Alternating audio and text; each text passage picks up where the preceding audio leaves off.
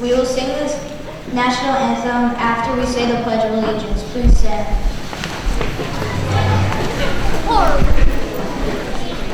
I pledge allegiance to the flag of the United States of America and to the republic for which it stands, one nation, under God, indivisible, with liberty and justice for all.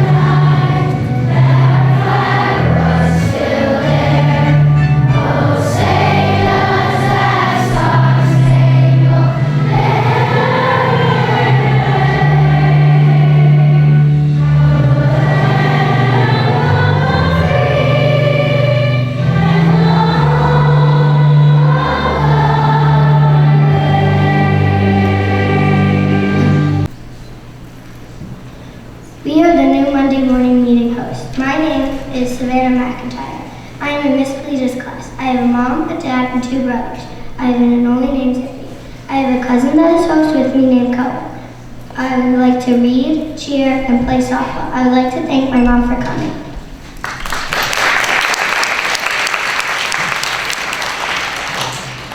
My name is Cora Fitzgibbons and I am in Mrs. McGee's class. I have a mom, a dad, 2 dogs, and an annoli named Fred. I'd like to thank my mom for coming. Hi, my name is Lucas Crow. I have a mom, a dad, and 2 puppies named Weezy and Babs.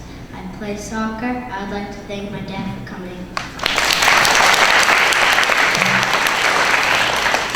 Hi, my name is Cohen McIntyre and my cousin is a host with me. And I have a dog, his name is Dexter, and I play baseball and soccer. Miss Georgian will come up to talk to us.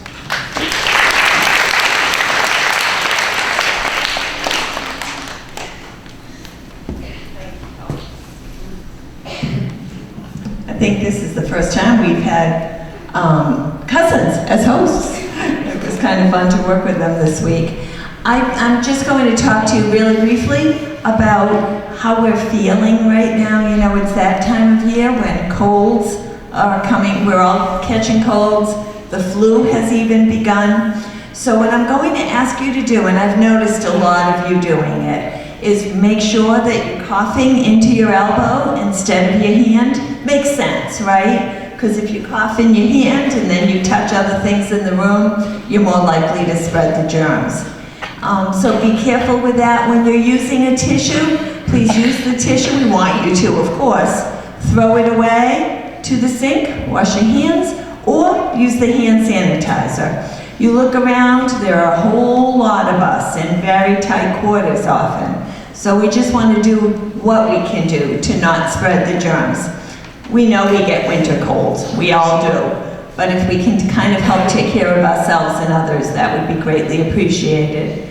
Another reminder, and your parents, I'm writing a holiday letter this week, so I'll remind them too. If you're running a fever, it has to be 24 hours before you return to school. If your belly gets really, really sick and you're vomiting, 24 hours before you return to school. And that's for 2 reasons. One is to not spread the germs to others, and the other reason is to give your body a chance to recover.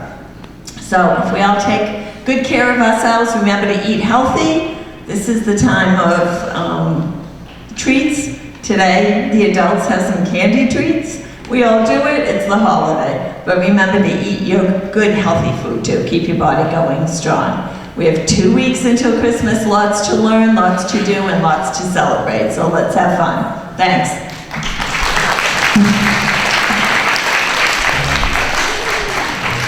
I'd like to hear Mr. Melly talk about learning and everything that people are doing. He's coming up now.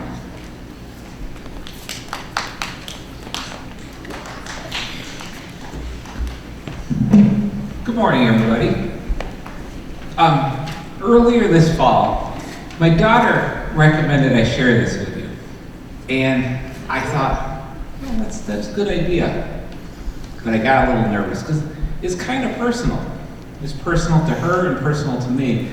And so I kind of put it off. I had to really think about it a lot. And so I did think about it a lot, and I think I'm ready. This is something that was important to her. It's about a little more than 4 years ago, she started to have some she started to have some difficulties. And it's good mood. I'm okay. It's a big deal. Her was surprised us all. Her limbs kind of sorry.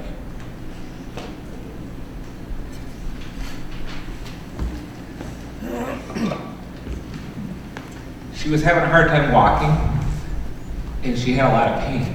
And it was, I didn't think I'd get emotional about this because it's a happy thing.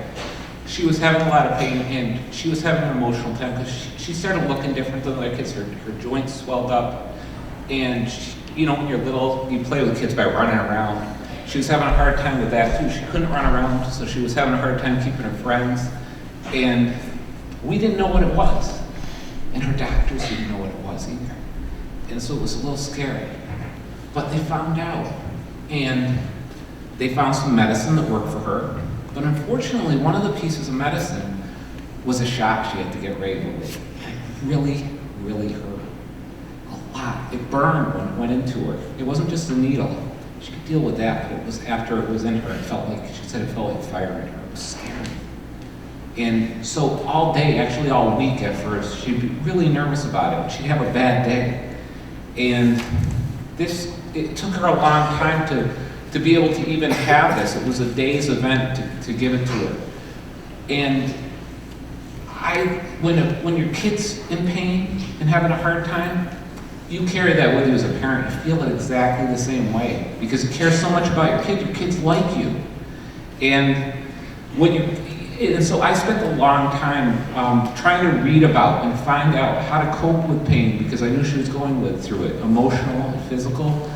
And through this reading, I was trying different strategies to help her out. Some of them weren't so good, some of them were helpful, and I finally found something that was really helpful to her. And that's why she wants me to share it with her because this has been really helpful to her.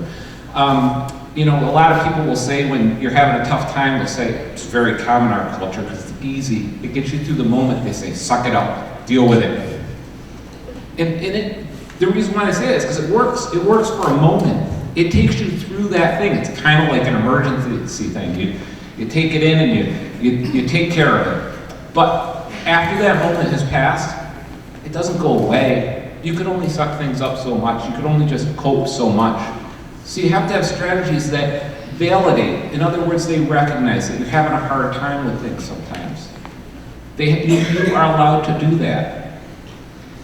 And so the strategy we came up with was to say, yes, this is painful. This is difficult. But there's more to it than that. There's more to life than that. There's something called perspective. And so the perspective exercise she practiced, and I'll tell you, it didn't work. But it became a practice, and it became something that did work over time. But the perspective exercise that she did on the day, starting in the morning of the day she needed to get that painful shot, was she started here, and I made this for her to help her out as a visual. She started right here, this little picture of a lizard. And that's that moment, and it's a valuable part of who we are. That's that mindset that lets us survive. Scary things are happening to us, and we need to react. There's things we want, and sometimes we need to say in order to get it, we have to act on that thing. That's valuable, that's part of us. And that's good in a lot of ways. It helps us dodge a ball that's coming at us really fast, or catch a ball that's coming at us really fast. Or if you're a lizard, let you get that fly and have dinner. Or watch out for the cat, run away from it. Good thing. We have to recognize that. That's where we're coming from sometimes.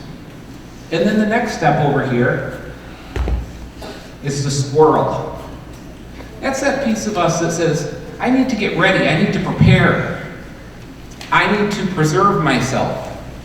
Make sure I'm okay. Give myself some security.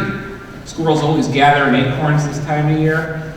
Getting all that stuff ready. And that's important too. You know getting ready is good, right? But we don't always need to be there either. But sometimes we do. And then there's this really important part. That's a picture of her. You. What is it that honors you? When you're in your mindset of what do I need to do to honor who I am, that's a really healthy thing too. Recognizing this is me and this is what I need to do for me to take care of making sure I can grow into the person I want to be. But right here, in these three places, it's still hard to take something like a shot because it's scary. The meat part helps because you know it's good for her. It worked. She's able to run around and do amazing things now, which is great. Oh, I'm so grateful for that, and so is she. But the shot still hurts, and she needs perspective to help her get through those things.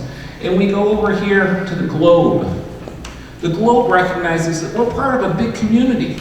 There are people that love you and care for you so much, and knowing that makes us all feel really good.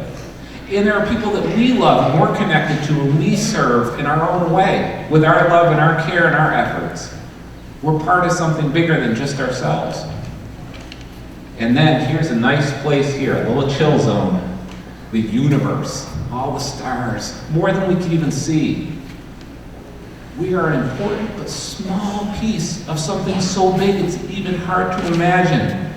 Thinking in the terms of billions, tens of billions of years, hundreds of billions of light years of space, lets us kind of relax. It gives us humility. We're a small thing here. So coming up here and talking most weeks, it's still a little scary for me. It doesn't end. But my daughter's experience taught me in many things in life that I can go through that. I can recognize, okay, here comes my lizard. I'm saying, all these eyes are going to be on me. What are they thinking about me? I hope they're being nice when they're thinking things about me. Am I safe here? But that's just part of my mind. I don't need that right now for speaking. I can recognize that and let it go. Then the squirrel thing. Does this make me safe in my community? Does this make me feel like I'm preparing people or doing something that is a preparation for myself? And then myself, is it worth the risk for me to come up here? And it is, to be able to put to words something that is just thoughts and emotion. That effort is really worthwhile to me. And then coming over to my global, I'm serving my community. That's where my mind needs to be. I'm up here because I do believe that sharing these things is valuable. You know it was hard for me to say some of these things, hard to get started. I almost put it down and said, okay, I'll just read the names. But it's done so much for my daughter, I thought sharing these strategies with you was worth getting over that little tricky part in my emotions. And then, where I want to be a lot of times, is this chill zone in the universe. That humility of knowing it's not so scary. This is a piece of a huge universe. I'm okay in that. Because there's so much more out there. So again, this isn't something that's a magic result. It is something that became a practice for her that now she has taught me, it amazes me, that instead of it being a week or a day of preparation to get through this scary event for her, she sits down and says, okay, this is gonna hurt, and it's done in a moment's time. She still screams. Some choice words still come out of her mouth sometimes, but it's short and it's about the pain because she's allowed to experience that pain. She's allowed to experience all of it, but she's able to put it in perspective because of a practice over a long time there. So I hope this is helpful for you. It's a different kind of practice than we do with our skill sets and in school. but I think it could help in many different ways. It just helped me now, and in your experiences, I hope it's helpful to you. We still have some celebrating to do, so I'm going to read some names of some people that are practicing their skills, and thank you guys for listening so well for that. All right. So most recently, I was super impressed to see, and if you could stand for this, I was so super impressed to see Noah Quinney pass his grade level in vocabulary. Cole Dalla, Trevor Gamez, Colleen Gannon, Julia Johnson, and Haley McLinch completed their division. Aiden Cotter and Julia Aubrey completed multiplication. Typing faster than past level 20 in typing club is Emelina Sarah.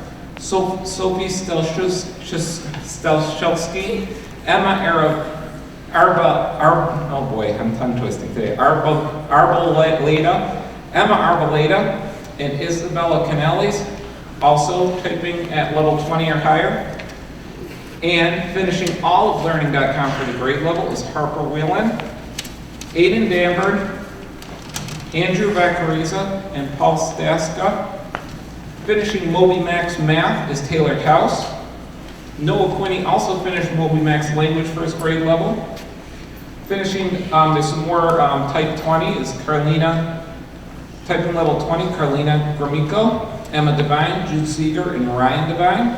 Finishing division is Sam Anderson. Finishing multiplication is Kyle Parkhurst. And finishing subtraction is Lily Shell, Neil Smith, and Logan Stowell. How about a hand for all that hard work?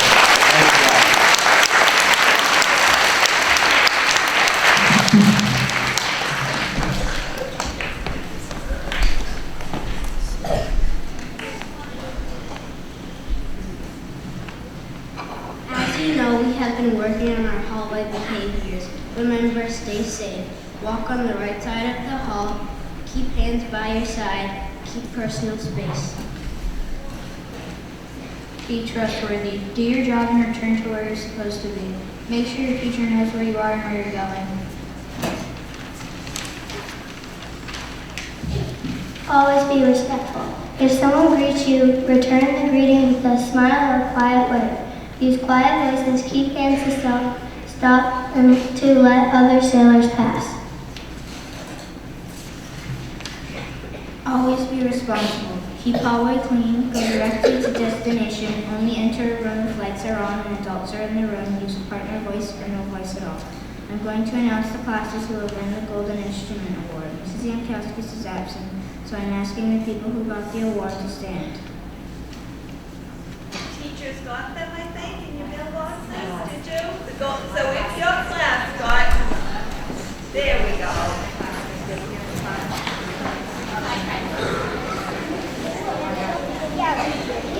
Congratulations. Good job.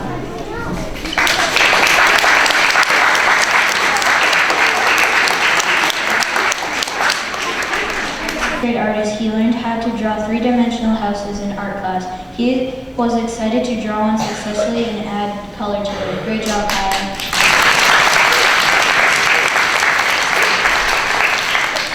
Lexi Faxler. Lexi is a 5th grade artist. She enjoys learning how to draw buildings from How to Draw book at home. Great drawing of a city building, Lexi.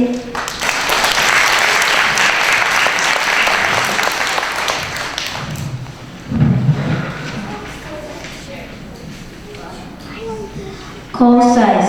Cole is a 4th grade artist. He loved learning about observation drawing in art class and drawing his shoe for observation in art class. When he went home, he drew his sneaker again and added color using gel pens. If you see Cole, check out his sneaker that he is wearing. It looks just like this drawing. Wonderful work, Cole.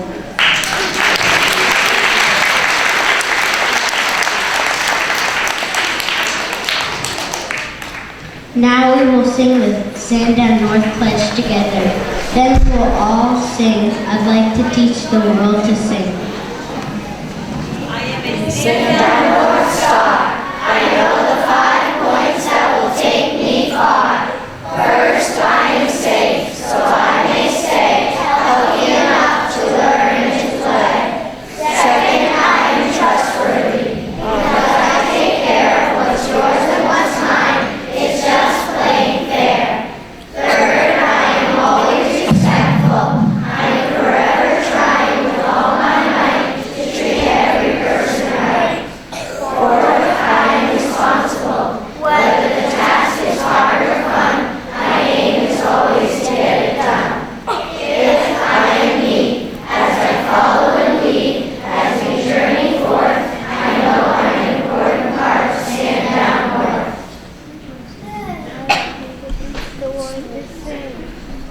I like to teach the world to sing in perfect We're doing it harmony. hold on, honey, I forgot to tell them. We're doing it a cappella, and we have 2 chorus members.